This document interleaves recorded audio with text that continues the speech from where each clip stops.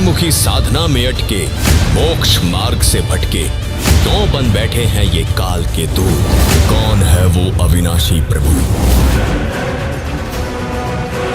जिसने इस सृष्टि को बनाया? और कौन है वो तत्वदर्शी संत जिसने शास्त्रों के गूढ़ रहस्यों को सुलझाया?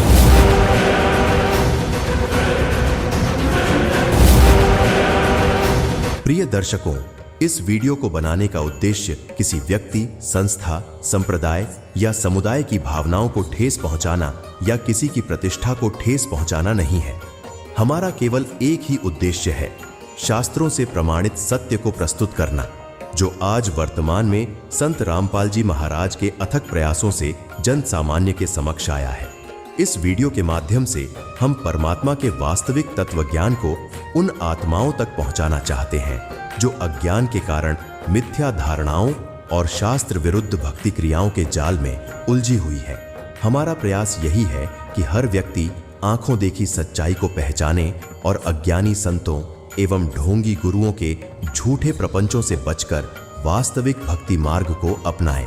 हमारा यह कार्य किसी भी प्रकार की व्यक्तिगत आक्षेप या नकारात्मक भावना से प्रेरित नहीं है, बल्कि परमात्मा के सत्ज्ञान को जन जन तक पहुंचाने के लिए है, ताकि भक्ति मार्ग में भटक रही भोली भाली आत्माएं सही मार्गदर्शन पाकर अपना जीवन सफल बना सके।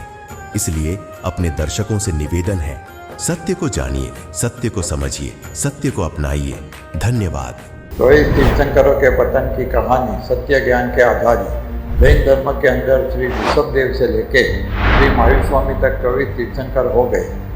उनके बताए हुए मार्ग पर पूरे जैन धर्म के अनुयायी चलते हैं। जयकारों से ये गूंजे जग सारा, महावीर तेरे ही नाम से हम पहचाने जाते हैं।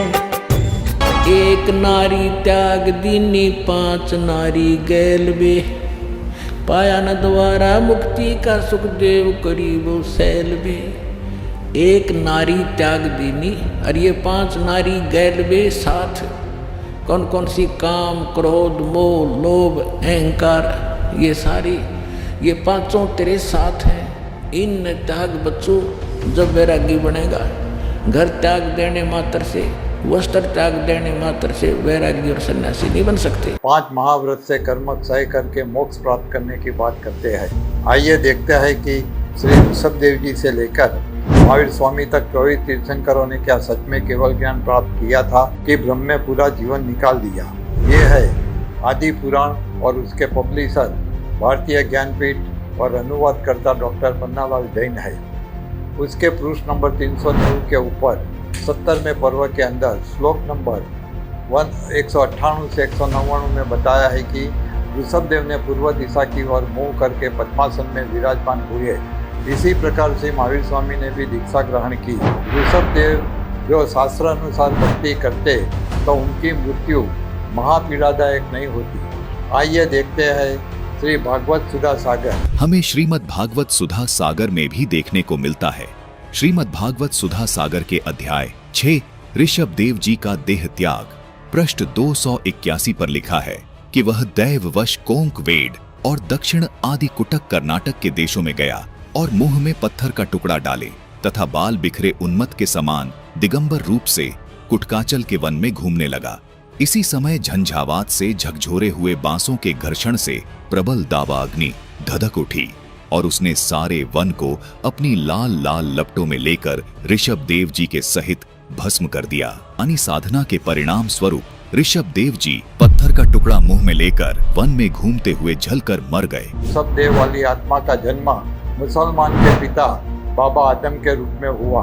प्रमाण के लिए देखो आओ जैन धर्म को जाने। आओ जैन धर्म को जाने पुस्तक में प्रमाण मिलता है कि ऋषभदेव जी ही बाबा आदम के रूप में जन्मे थे। ये है पुस्तक आओ जैन धर्म को जाने, जिसके पृष्ठ 154 पर लिखा है, इस्लाम धर्म में भगवान आदिनाथ को क्या माना गया है। उत्तर लिखा है कि आदम बाबा। दर्शकों, आदिनाथ को ही ऋषभदेव जी के नाम से जाना जाता है।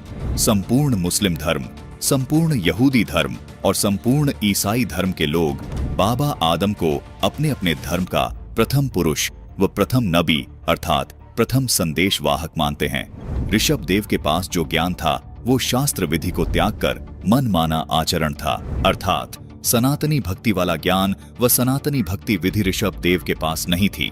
जबकि इन सभी धर्मों में ऋषभ देव यानी बाबा आदम जी द्वारा बताई गई वही शास्त्र विरुद्ध भक्ति की जा रही है जो ऋषभ देव जी ने खुद की। जबकि ये मनमानी साधना करने के कारण ऋषभ देव जी का जो अंत हुआ वो आप इस एपिसोड में देख चुके हैं। ऋषभ देव ने अपने पौत्र मरीचि को भी दीक्षा दी थी और वही मरीचि वाली आत्मा के 84 लाख योनियों में असंख्य जन्म हो गए और बाद में वो आत्मा श्री महावीर के रूप में जन्म लिया। जैन धर्म के सब तीर्थंकरों के संचित और प्रारब्ध कर्म नष्ट नहीं हुए और वो सब 84 लाख योनियों में भटकते हैं। जब तीर्थंकरों की मोक्ष गति नहीं हुई तो उसके अनुयायियों की कैसे होगी। ऋषभ देव और महावीर स्वामी ने तत्वदर्शी गुरु से तत्व ज्ञान का उपदेश नहीं लिया और शास्त्र विरुद्ध साधना अपनी मन मर्जी से प्रारंभ की थी।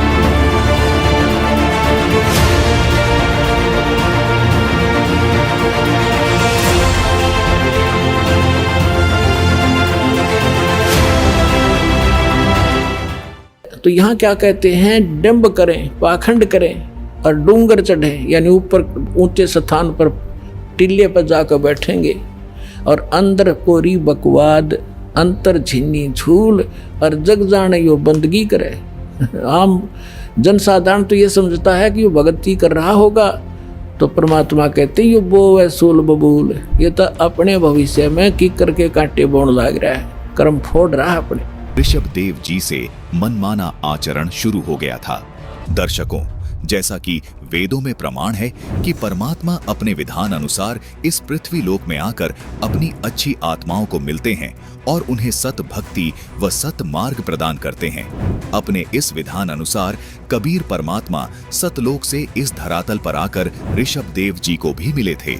जैसे कबीर परमात्मा गरीबदास जी को मिले, गुरु नानक जी को मिले, दादू दयाल जी को मिले, मुलुकदास जी को मिले। कबीर परमात्मा ने ऋषभ देव जी को समझाया कि आप जो भक्ति साधना कर रहे हैं ये शास्त्रों में वर्णित नहीं है। आप शास्त्र विधि को त्याग कर मनमाना आचरण कर रहे हैं जिससे आपको कोई लाभ नहीं मिलेगा। लेकिन ऋषभ देव जी ने कबीर परमात्मा की बातों को स्वीकार नहीं किया और अपनी मनमानी साधना पर ही दृढ़ रहे। सूक्ष्म वेद में भी इस बात का प्रमाण मिलता है। सूक्ष्म वेद के पृष्ठ 364 पर वाणी लिखी है कि गरीब ऋषभ देव के आइया कभी नामे करतार, 9 योगेश्वर में रम्या, जनक विदेही उद्धार। यानी जिस परमात्मा को वेदों में कवि कहा गया है वही कबीर परमात्मा ऋषभ देव जी को मिले, 9 योगेश्वरों को मिले और जनक विदेही को भी मिले थे। इनमें से केवल जनक विदेही ने परमात्मा कबीर जी की बताई साधना को स्वीकार किया और कुछ समय तक ही कबीर परमात्मा द्वारा बताई गई साधना की, जिस वजह से जनक विदेही जी का अगला जन्म गुरु नानक जी के रूप में हुआ। फिर कबीर परमात्मा गुरु नानक जी को बेई नदी पर मिले और उनको तत्व ज्ञान समझाकर व मोक्ष मंत्र देकर उनका मोक्ष किया। कबीर परमात्मा ने ऋषभ देव जी को भी बताया था कि वेदों में जिस अविनाशी परमात्मा को कवि कहा गया है वो कवि यानी कबीर देव मैं ही हूँ, मैं ही अविनाशी परमात्मा हूँ। तुम सब काल जाल में भ्रमित हो, इसीलिए मुझ परमात्मा को न पहचान कर व अपने शास्त्रों को ठीक से न समझकर मनमानी साधना कर रहे हो, जिससे मैं प्राप्त नहीं हो सकता। आप मुझसे सत ज्ञान प्राप्त करके इस काल लोक यानी जन्म मृत्यु के चक्र से छुटकारा पालो। लेकिन ऋषभ देव जी ने परमात्मा कबीर जी की बात नहीं मानी और शास्त्र विरुद्ध साधना पर ही दृढ़ रहे। सूक्ष्म वेद में लिखी ये वाणियां पूर्णतः सत्य हैं। गरीबदास जी महाराज ने गीता, चारों वेद, कुरान, पुराण, बाइबल और अन्य जितने भी पवित्र शास्त्र हैं उन सभी का गूढ़ रहस्य सूक्ष्म वेद में लिपिबद्ध करवा दिया, जिसको केवल गीता जी में वर्णित तत्वदर्शी संत ही समझ सकता है और समझा सकता है।